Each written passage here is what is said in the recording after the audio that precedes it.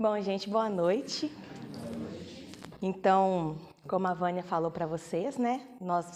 Estarei aqui hoje falando um pouquinho para vocês de um dos capítulos do livro Vinha de Luz.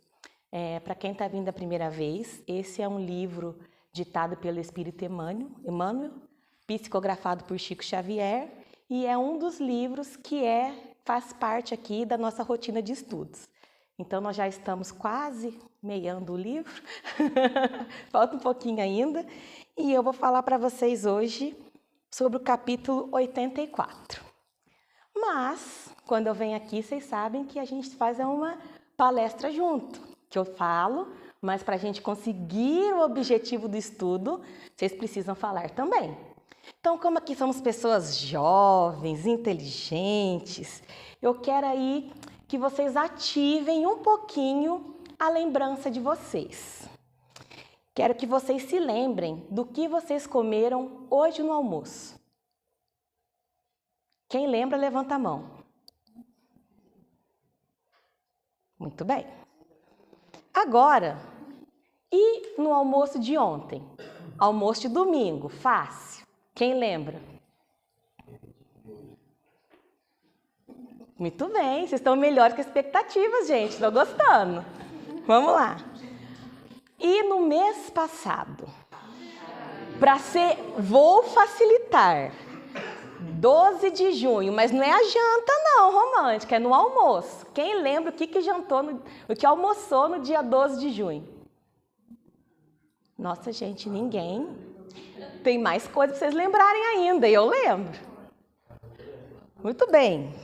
Mas, então, já que o dia dos namorados, vocês não estão muito românticos, né? Vamos aí, porque na janta é os namorados, a gente que é casado é almoço junto, tá bom demais, né? Mas vamos então um pouquinho antes, maio, 12 de maio, almoço de Dia das Mães. Quem lembra?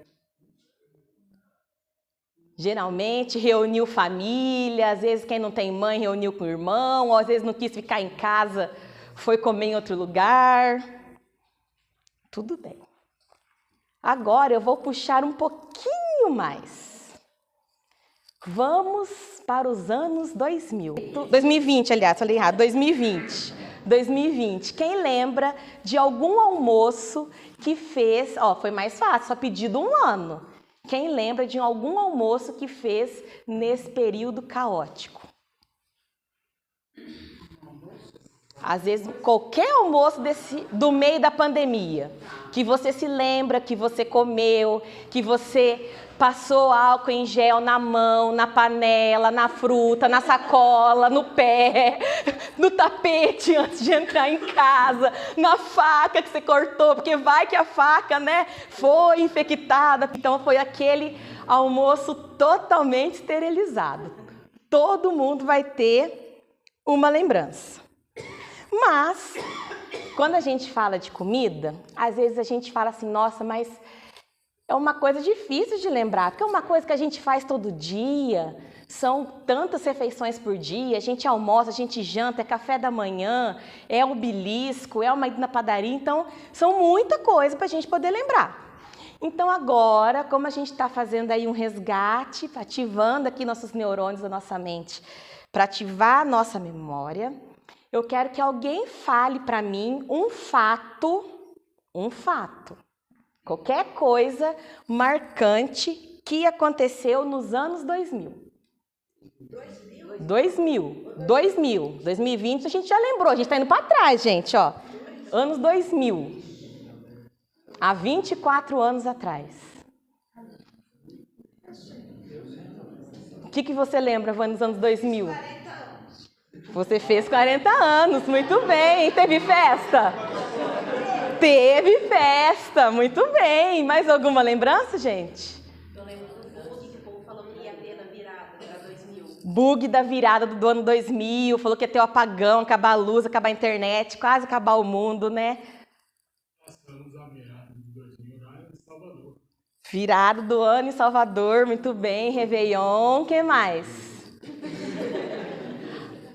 Nessa época, a gente ainda assistia novelas. televisão aberta, né? A gente não tinha ainda Netflix, Amazon Prime. E foi na época que a gente teve aquela novela Laços de Família, que todo mundo parou para assistir, a Carolina Dickmann fazendo o quê? Raspando o cabelo, tá vendo como vocês lembram? Precisa só de uma cutucadinha, né? Mas, como vocês estão lembrando, então eu vou continuar na nossa linha do tempo. Vou pular o ano mais bonito, que é o ano de 87, porque é óbvio que é o ano que aconteceu uma coisa muito importante, que foi o ano que eu nasci. Claro, o ano mais importante. Mas aí, agora, vamos aos nossos intelectuais, que têm memória 10. Fácil. Um fato marcante que aconteceu em 1964. Ditadura, golpe, guerra. Oi? Revolução, né? Revolução. Muito bem, vocês estão ótimos, tá vendo? Mas em 63, o que aconteceu? Eu tinha 3 anos. Não sei porque Mas vocês lembraram de tantas coisas que aconteceram em 64 e não lembraram de nadinha de 63? Vânia, o tema da palestra não é aniversários da Vânia. Então, gente, nós tivemos aí, foi em 63 que foi instituída a bandeira de Minas Gerais. Até então a gente não tinha bandeira.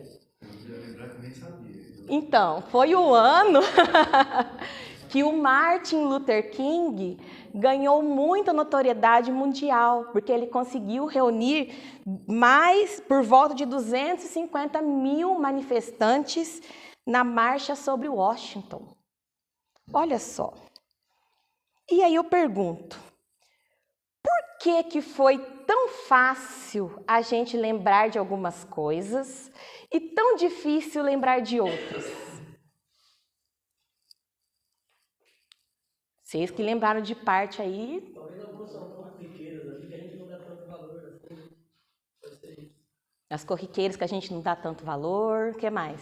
Ficam mais associadas a memórias afetivas, né? Então, se tem alguma coisa ali que te prende de um modo mais emocional, você grava mais, dependendo da situação.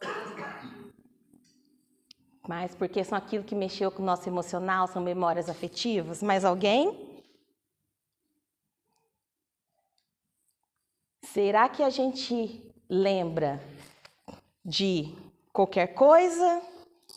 A gente lembra somente de fatos históricos que a gente aprendeu na escola, porque foi repetido muitas e muitas vezes, igual do golpe de 64, provavelmente a gente viu 9º ano, 1º ano, 2º ano, e se o professor foi bom, viu também no 7º. Então, no mínimo, 4 anos, enquanto a gente esteve na escola, nós ouvimos sobre o golpe que ocorreu em 64, independente de nós estarmos neste ano ou não, que o nosso país passou por esse momento tão delicado, né? E aí a gente para pensar, quantas coisas que acontecem conosco nessa existência? Igual de 63, 64, muito bem, alguns de nós não era nem nascido, mas foi tão difícil lembrar dos anos 2000 e não faz tanto tempo assim. E a gente estava aqui e a gente não lembra. Agora imagine nós que somos fruto de diversas existências, diversas encarnações. Quantas coisas que não nos aconteceu. Por quantas experiências que nós não passamos, quantas situações delicadas, quantas situações marcantes nos ocorreu. Ah, Poliana, mas a gente tem, né, a questão do esquecimento. A gente não lembra o que acontece na outra encarnação quando a gente chega aqui na atual existência. Tudo bem. Mas a gente está na atual existência, não tem o esquecimento e nem o que aconteceu com a gente está lembrando muito bem. Então, como que fica essa questão? E aí que a gente lembra que foi muito bem falado pela Val, pelo Hercílio. A gente se lembra naquilo que a gente julga que foi mais importante para a gente. ou aquilo que nos magoou demais, ou aquilo que nos deixou muito feliz, ou momentos que nós tivemos com as pessoas especiais. Porque a gente fala assim, nossa, eu vou lembrar de 2020, quanto tempo? Nossa, mas pandemia. Ah, então vou lembrar. Ah, ano 2000, vamos lembrar mais um pouquinho? Ah, é mesmo, teve isso. Teve a novela, todo mundo soube falar, né? Mas no primeiro momento, a gente não se lembrou. E mesmo assim, a gente tendo mais facilidade para lembrar o que a gente gosta, o que nos marcou, quanta coisa importante a gente ainda esquece. Um compromisso, um aniversário de alguém, um evento. O Facebook ainda ajuda a gente com o aniversário, né? A gente vê a cortininha do celular. Hoje é o dia do aniversário de fulano, ciclano e bertano. Mas eu mesmo tenho alguns amigos que eu tenho que anotar na agenda de papel, porque eles não colocam no Facebook a data de nascimento. Eles são malvados. Eles não gostam de ganhar parabéns. Porque hoje em dia, com a vida corrida, são tantas coisas que a gente tem que fazer, até num período de 24 horas, que às vezes é difícil para a gente poder lembrar dessas coisas.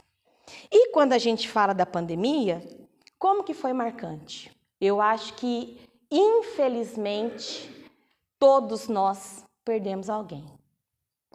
E mesmo aqueles de nós que teve a felicidade de não perder alguém próximo, acompanhou o sofrimento de perto de um amigo próximo, de alguém que perdeu um ente querido. Pois a gente sabe que nesse período nós tivemos aí muitos desencarnes. E, como a Val falou, com as lembranças afetivas, a gente lembra com alegria.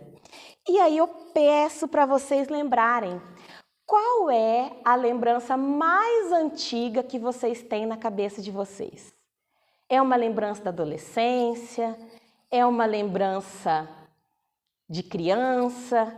É um cheiro que você lembra? Nossa, quando eu era criança, eu sentia esse cheiro, eu já sabia que era o bolo da avó. Qual é a lembrança? A lembrança mais antiga que eu tenho é que eu acho que eu tinha uns 4 anos, que eu morava em Araras, e lá tinha um lago e tinha uma pista de areia. E, como irmã mais nova, claro que meus irmãos tinham a obrigação de me olhar, né, gente? Porque sobra para os mais velhos mesmo, né? Aí, o que eu me lembro, que eu estava correndo de um lado para o outro, batendo os braços, o meu irmão rachando de rir. Corre mais, Poliana, corre mais, gordinho, está quase voando. E eu lembro, gente, de eu correndo e frustrada porque eu não conseguia voar. Eu lembro que eu, no final, comecei até a pular, porque eu acho que faltava um impulso. Então, assim, essa é a lembrança mais antiga que eu tenho. Esse momento que eu tive com o meu irmão Eduardo. Mas olha só, eu já tinha 4 anos. Quantos outros momentos que eu não tive agradáveis ao lado dos meus familiares, dos amigos, e que, infelizmente, acaba caindo no esquecimento. Agora, imagina nós nos lembrarmos de algo que aconteceu no momento da nossa criação. Como aqui tem alguns que já frequentam o centro mais um tempo, então eu quero ver se alguém arrisca dar um palpite, porque a gente não se lembra, a gente tem um esquecimento, mas a gente já estudou isso. O que aconteceu com a gente quando a gente foi criado? Val, você vai ser um espírito. Plim, o que aconteceu?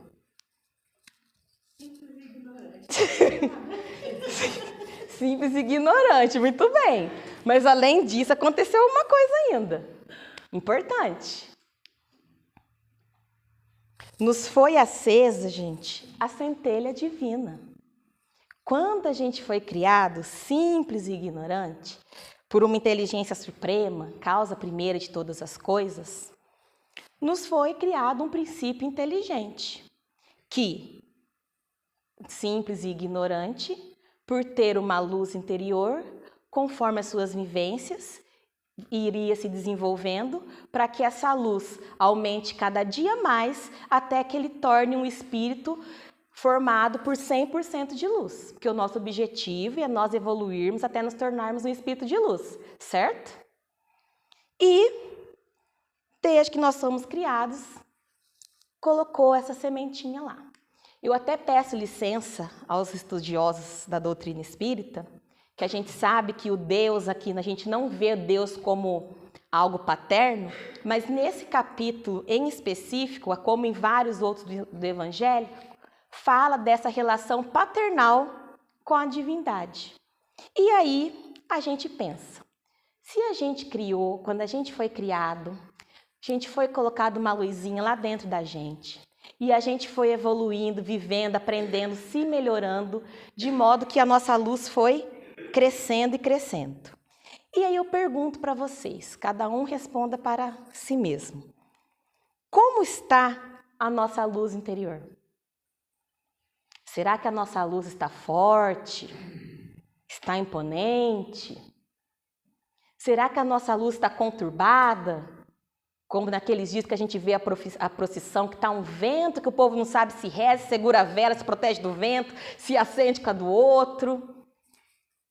Ou a nossa luz está fraca, se apagando, quase que imperceptível. Como está a nossa luz? Pois muitos são os acontecimentos que afetam essa luz que a gente tem. Não é somente o que a gente fez, porque nós temos o livre-arbítrio, nós temos o poder de escolha daquilo que a gente vai fazer. Só que a gente esquece que o livre-arbítrio do outro ser humano influencia na gente. E quando a gente fala nisso, a primeira coisa que a gente lembra é nos casos de tragédia, de assassinato, de sequestro, de acidente de trânsito. Ah, porque não era para aquela pessoa desencarnar. Foi o outro que não fez uma escolha e afetou esse espírito. Mas a gente tem que pensar que nós, Deus quando nos criou, nós somos seres relativamente simples. E o problema, acho que maior, é a gente pensar somente nas grandes coisas que nos afetam. Ah, eu nunca sofri um acidente, ninguém nunca bateu no meu carro, então eu não estou sujeito ao livre-arbítrio dos outros. Será? Imagine só, se você tem o hábito de todo dia, às 6 da manhã, ir na padaria comprar um pão para você tomar um café antes de ir trabalhar. Só que neste dia, o padeiro estava lá na festa de Monsenhor Paulo, curtiu todas, bebeu todas, ficou com medo de vir embora porque soube da briga, amanheceu lá em Monsenhor Paulo, falou assim, quer saber? Não vou trabalhar não, sem condições. Aí o dono da padaria chegou na padaria, esperou, e cadê o padeiro? Quando de repente, mensagem no celular, olha, não vou trabalhar hoje. Aí já vai ficar louco, nossa, tem que arrumar alguém, porque como que uma padaria vai ficar sem o pão? Não tem jeito. Mas aí você vai trabalhar cedo, você chegou lá às 6 horas, não tinha ainda o pão pronto. O dono da padaria até arrumou outra pessoa, um auxiliar para fazer, você chegou lá, olha, Vânia, infelizmente, seu pãozinho está no forno, mas aguarda um pouquinho, a gente teve um imprevisto, mas já saiu o pão. Olha, muito obrigada, mas eu tenho horário para trabalhar, hoje vou ficar sem o pão. Se é uma pessoa de boas, não tem pão, tem alguma coisa aí de ontem que sobrou, que fez mais à tarde? Tem gente que não vai querer o de ontem. Vai e fala, deixa, depois eu vejo o que eu como. Tem pessoas que são zen, vai trabalhar, não vai ser um dia sem café da manhã que vai me incomodar. Mas tem algumas pessoas que eu não posso falar que sou eu, que se fica muito tempo sem comer, o mau humor ele vai aqui, ó, entrando na gente, que eu preciso comer. Porque aí você fica irritada, você fica mal-humorada, você precisa comer alguma coisa. E aí, por causa daquele padeiro que não foi trabalhar, você não quis uma outra alternativa, cabeça dura, sabe que não pode ficar muito tempo sem comer, ficou sem comer, ficou irritada, deu uma má resposta para alguém do seu serviço, que já não estava num dia muito bom e acabaram discutindo. Tudo isso porque um padeiro não foi fazer seu pão. Ou, de repente, se é uma pessoa que aqui todos nós somos zen. Nenhum de nós somos mal-humorados, nenhum de nós dá uma resposta em ninguém. Aqui é todo mundo uma belezinha. Então, né? Oi? Que bom, né? Mas todo mundo uma belezinha. Mas tem aquela pessoa que de repente tem um problema de glicose, que ficou sem o pão, foi dirigir, passou mal, teve uma tontura porque a glicose caiu, porque não tomou um café da manhã. Então, foi só um padeiro que não foi trabalhar, mas que pôde ter influenciado tantas rotinas diárias. Mas vamos voltar um pouquinho ao nosso texto. Porque nós já sabemos que nós temos a nossa centelha divina, sabemos que estamos trabalhando cada dia mais para ela brilhar, estamos aqui com o objetivo de ser cada dia melhores. Mas o Emmanuel, no capítulo 84, ele cita para nós 5 sentimentos como os principais que influenciam na nossa centelha divina. Alguém arrisca dizer algum? Orgulho, que muitas vezes nos deixa cego para perceber as coisas à nossa volta. Egoísmo. Oi? A minha gula, pois é, mas não, o Emmanuel não levou em consideração, porque gulosos somos poucos.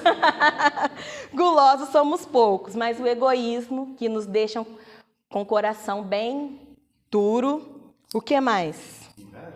Inveja ele não citou, mas ele cita algo que a gente pode até considerar, digamos assim, vaidade. Porque a gente, quando recebe um elogio, dependendo de quem vem, olha, eu não falo que a gente se acha a última bolacha do pacote, porque a última bolacha do pacote vem quebrada, mas a gente se acha a latinha de Coca-Cola no deserto, né? Porque, nossa, eu sou a Poliana, imagina. E isso nos impede de avançar. O Emmanuel também cita para nós a ambição, porque às vezes a gente quer tanto uma coisa, que a gente não se importa o caminho que a gente tem que percorrer para conseguir. E nesse caminho da nossa ambição é onde, através do nosso livre-arbítrio, a gente influencia negativamente várias pessoas que estão à nossa volta. Fala também da revolta diante de algum acontecimento, algum fato que nos deixa, que desperta o pior em nós. Ele fala que a revolta, ela faz nascer o ódio em nós, ela desperta o nosso ódio. E, às vezes, a gente, através da revolta, a gente começa inimizades. A gente começa a ter inimigos ou a ser inimigo de alguém. E, por último, que é o mal do século, ele fala da ansiedade, que é algo, se a gente não consegue controlar, é a porta de entrada para outros problemas de saúde mental. É um sentimento que nos modifica, pois muitas vezes a gente não consegue ter o controle das nossas próprias ações, porque nós estamos com um alto nível de ansiedade. A gente não vê o que acontece, a gente está só focado naquilo, e a gente vê hoje quantas, às vezes, sendo necessárias interações medicamentosas, quantas crises de ansiedade, Quanta coisa acontece quando a gente não consegue dominar esses sentimentos. E o Emmanuel, claro, como ele puxa a orelha do Chico, claro que ele vai puxar a nossa. E o que ele fala para nós? Que nós precisamos trabalhar os sentimentos para nos manter em boas vibrações. Nós precisamos ter algumas atitudes para fazer a nossa centena divina brilhar cada dia mais. Nós temos que ter algumas atitudes para nos manter unidos com Deus. A gente tem que manter atitudes, como ele diz, para fortalecer a nossa ligação com a paternidade divina.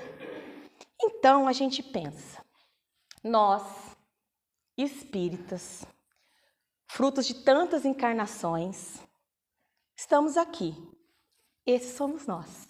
Olha que lindo que nós somos. Olha como nós somos lindos. Mas, deixa eu olhar aqui dentro de nós. A gente acabou de ver o quê? Quantas coisas que nos atrapalham. Mas, como nós estamos estudando, somos espíritas, nós conseguimos tirar de nós o egoísmo. Conseguimos viver a questão que fora da caridade não está a salvação. Estamos mais abertos a ouvir o próximo, a ajudar, estamos nos empenhando para ser melhores. A gente já conseguiu um passo, mas não é ainda o suficiente. Às vezes a gente precisa um pouquinho mais. A gente precisa nos ocupar com coisas boas. Porque às vezes a gente até tira o nosso egoísmo, mas a gente está numa rotina de ações tão prejudiciais, às vezes a gente não vê que prejudica a gente mesmo, mas parece que tem alguma coisinha ali dentro. Mas nós somos empenhados. Se nós estamos aqui encarnados, é porque nós somos capazes de progredir. Ou senão a gente não seria espírita se nós não acreditássemos no nosso próprio sucesso. Então, a gente começou a olhar para dentro de nós e começamos a refletir naquilo que a gente precisa melhorar. E a gente conseguiu encontrar a nossa centelha divina. E centelha é pequena, tá, gente? Não é, viu? É nossa lá, tá pequenininha. Mas olha só como ela está iluminando. Só que às vezes, mesmo com todas essas atitudes que a gente fez, com tudo que a gente se melhorou, às vezes a gente precisa passar por um momento de escuridão. Porque no momento de escuridão é onde a gente vê o quanto a nossa centelha, apesar de pequena, ela é forte para iluminar não somente nós, como todos que estão à nossa volta. Por isso que nesse capítulo, o Emmanuel, ele fala que as melhores formas, as melhores maneiras de manter a nossa centelha acesa é através do trabalho, da dor, da enfermidade e da morte. Trabalho por quê? Trabalho é tudo aquilo que a gente faz de útil, tudo aquilo que a gente faz de bom. Então, quando a gente está, por exemplo, num quadro depressivo e a gente precisa procurar uma assistência médica, o que ele vai falar para a gente? Se ocupe. Eu vou te afastar do seu trabalho? Passeie, viaje, faça exercícios, participe da oficina do CRAS, vá para o grupo de jovens da sua igreja, frequente um ciclo de amigos, esteja sempre em constante movimento. Então, o trabalho, ele contribui direto para o avanço do planeta. Porque se a gente está agindo com boas ações, consequentemente, estamos contribuindo para um lugar melhor, para uma sociedade melhor e para uma para um planeta melhor.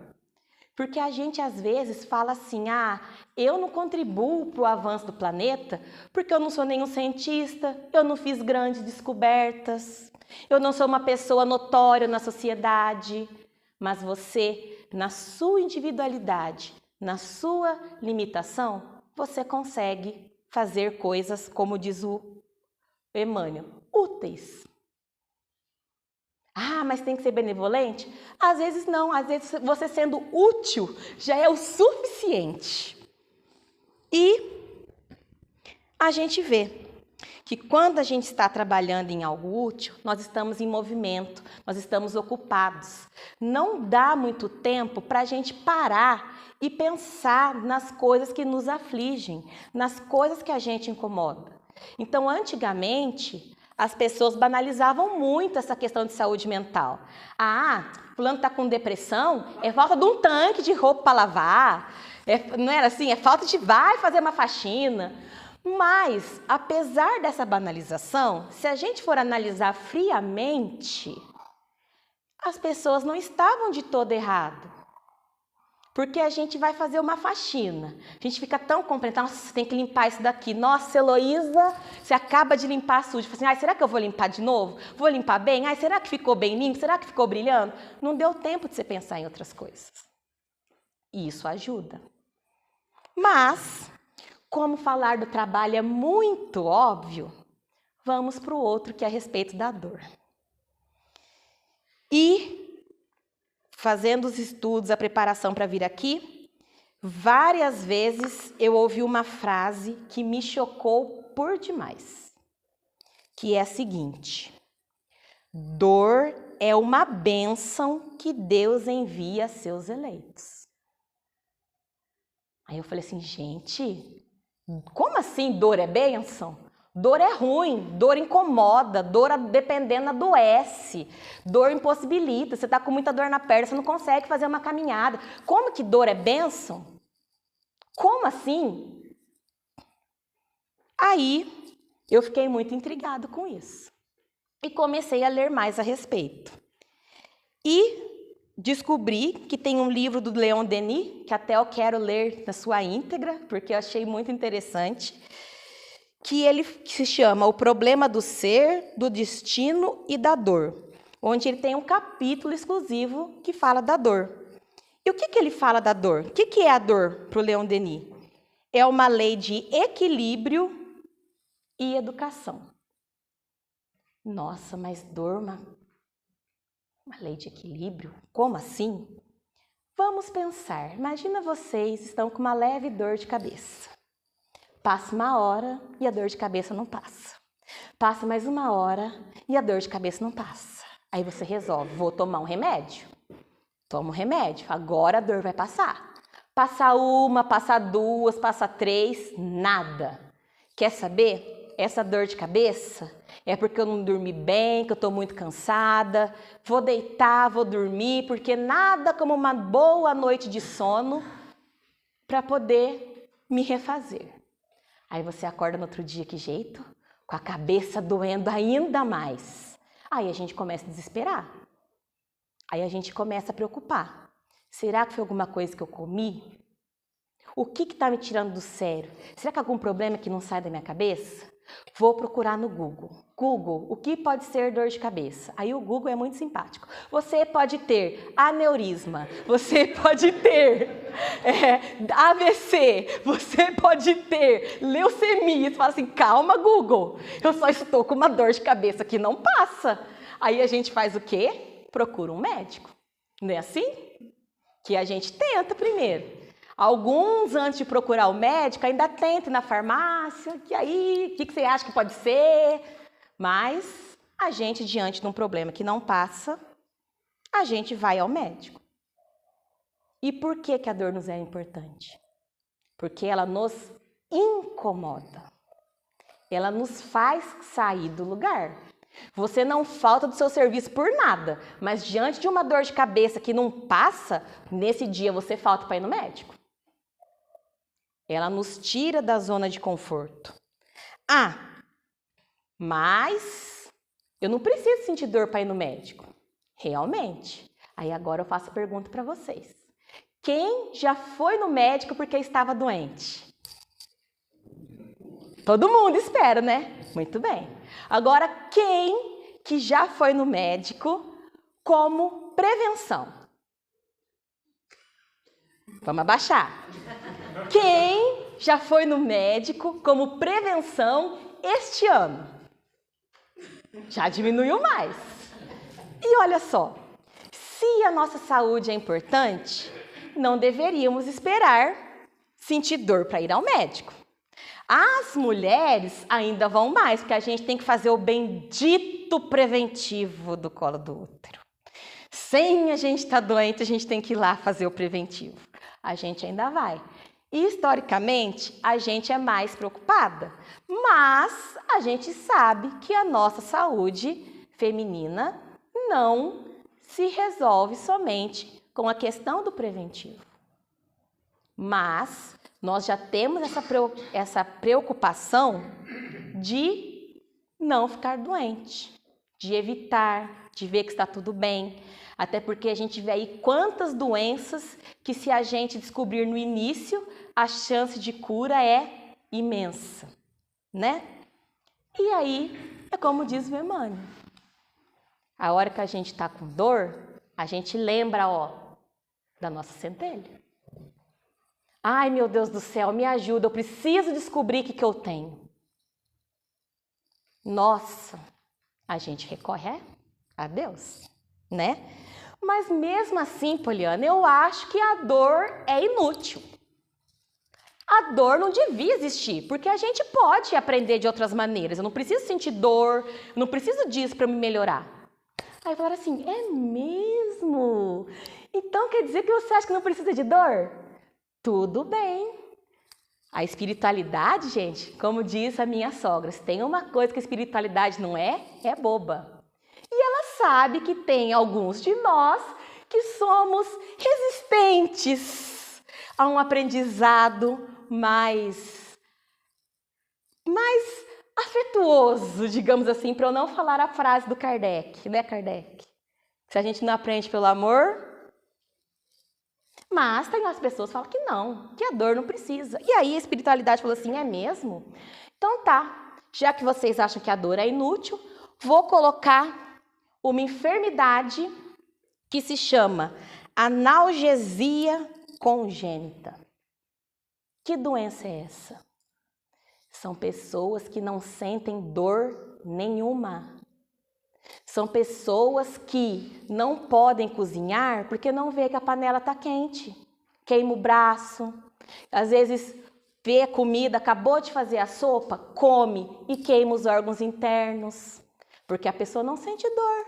Ela viu, não sente temperatura, não viu que está quente. Olha só o perigo. Às vezes a gente vai, espeta em alguma coisa, rapidinho a gente nossa, aqui tem espinho. Agora a pessoa não, está ali. A pessoa, se ela não ver, ela não sabe que aquilo está atingindo. E aí, tem até um textinho que eu vou ler para vocês, que falam sobre essa doença. A analgesia congênita é uma doença rara que faz com que o indivíduo não sinta nenhum tipo de dor.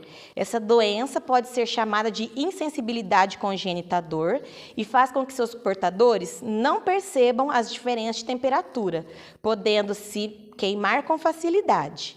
E, embora eles sejam sensíveis ao tato, são incapazes de sentir dor física, sendo propensos a graves lesões, mesmo no esmagamento de membros.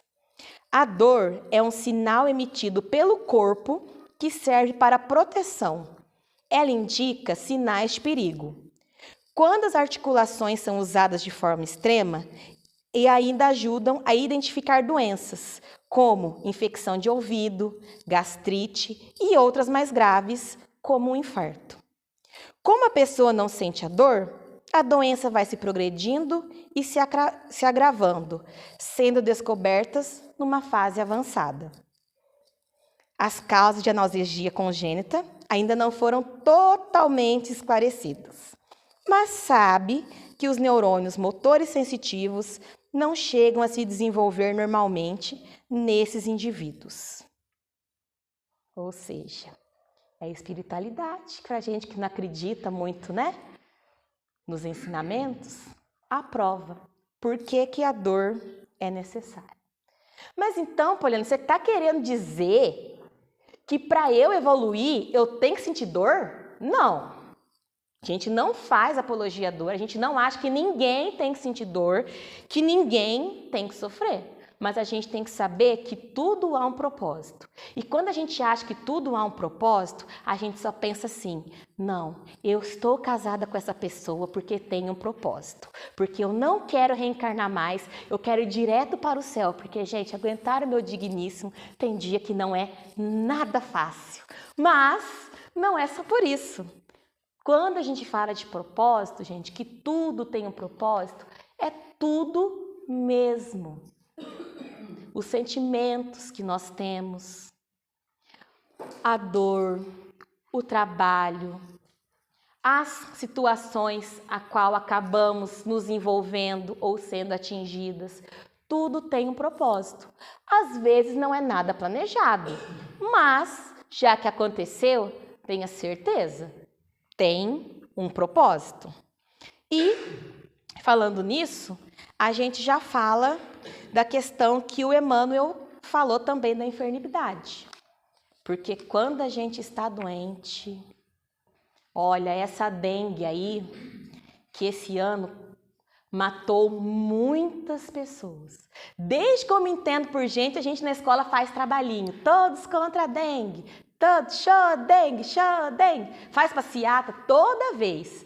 Mas, gente, quando que a gente viu a dengue nessa magnitude de sintomas, de óbito, como nós vimos este ano? As pessoas que tiveram dengue relatam, que eu, graças a Deus, não tive, que ficam um mês sentindo dor de cabeça, que ainda sentem dor nas articulações, que o olho incomoda se ficar muito na televisão ou muito no celular. Uma doença causada por um mosquitinho. E o que essa dor, essa dengue veio fazer também? Muitas pessoas estiveram à beira da morte. E quando a gente está à beira da morte, a gente pensa muitas coisas. A gente pensa que poderia ter aproveitado melhor o nosso tempo, que poderia ter feito diferente. Aquele parente que a gente não visitou, que estava doente, a gente não foi, e agora a gente está doente sozinho, será que ele também não vai vir? Aí a gente começa a pensar, nossa, o que eu fiz da minha vida? O que eu fiz da minha existência? Será que eu consegui fazer tudo aquilo que eu me propus? E aí, finalmente, o Emmanuel fala da morte. E não somente a nossa morte. A morte nos ensina, mesmo quando não é a nossa. Até porque, como eu falei no começo, se nós temos o princípio do esquecimento, nós não vamos se lembrar. Vai demorar um pouquinho para a gente lembrar. Mas a gente vê. A morte de pessoas queridas, eu acho que, eu dou o exemplo nosso de Eloy Mendes, não é porque era minha amiga, não é porque foi professora da minha filha, mas eu acho que não teve uma pessoa em Eloy Mendes que não ficou chocada da Luciana. Uma pessoa que estava em casa, dormindo com seu filho, seu ex-marido pegou o seu filho que estava na cama, pôs no outro quarto para poder deixar a mãe sozinha.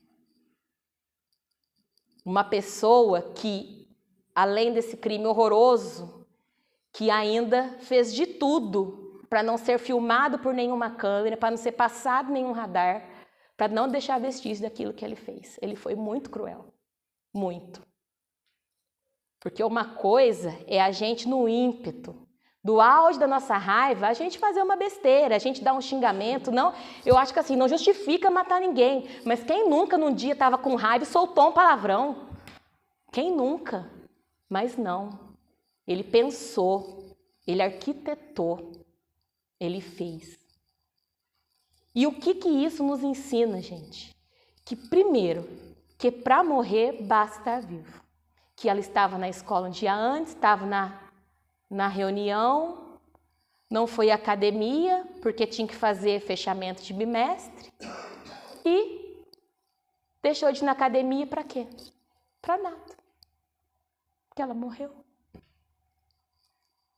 Então, uma morte assim como foi essa tragédia, faz a gente pensar do que a gente tem feito com o nosso tempo enquanto estamos vivos.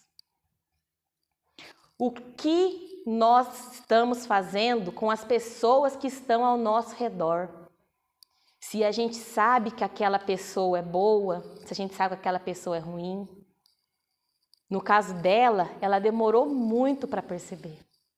Foi um casamento aí de 23 anos. Quantas coisas que ela não passou que tem sido vindo à tona agora. Porque, como eu sou amiga, eu sei de alguns detalhes. Mas a imprensa que gosta desse show de horrores, de ficar falando, quantas coisas já nos apresentou que aconteceu com a tia Lu. Então é onde a gente pensa que às vezes a nossa centelha divina está ali. Às vezes é só uma caixinha pequenininha que está nos impedindo. Só que a gente não. A gente fala, é só uma caixinha. Que com o passar do tempo vai crescendo, vai virando outras e outras caixinhas. Mas quando a gente chegou aqui, tinha como saber que nós tínhamos uma centelha divina ali? Não tinha. Mas agora a gente sabe. E ela está ali, ó, linda e bela, acesa. E por que se fala em centelha? Eu poderia colocar uma lâmpada. Mas com uma lâmpada, ela somente iria conseguir nos iluminar. Quando fala que a gente é centelha, é porque a nossa luz consegue influenciar a luz de outras pessoas. Às vezes tem alguém que está com a sua centelha divina quase apagando. A gente vê aí quantas pessoas que, por tantos empecilhos, já desacreditaram que tinha essa centelha divina e acabaram acabando com a sua própria vida nessa encarnação. A gente vê, embora haja uma lei que proíba esse tipo de notícia, nós somos cidade pequena. A gente sabe tudo o que acontece. Quem morreu, onde morreu, que jeito que foi. A gente sabe até detalhes que a gente não devia saber. Mas a gente sabe. Só que nós somos centelha. E às vezes aquela pessoa que está quase se apagando, a gente consegue influenciá-la, auxiliá-la a acender e manter acesa a sua centelha. Olha como é a nossa responsabilidade. Então, já que nós lembramos, hoje, diante dessa reflexão, caso alguém tenha esquecido, porque foi lá quando a gente criou, foi há muito tempo, né? Que nós temos a centelha divina, agora todo mundo lembrou, viu, gente? Então, ó, nessa encarnação, por favor, vocês não me esquecem mais, tá? Anotem na geladeira, se for o caso, que vocês são centelha divina, que nós temos a nossa luz. E aí, o que a gente vai fazer com essa informação? Que agora nós sabemos, como diz o título desse capítulo, que nós somos Deus, porque a luz veio dele. E o que a gente vai fazer com essa informação? O que a gente vai fazer com essa responsabilidade? Essa é a pergunta que eu deixo para vocês hoje. Muito obrigada e até breve.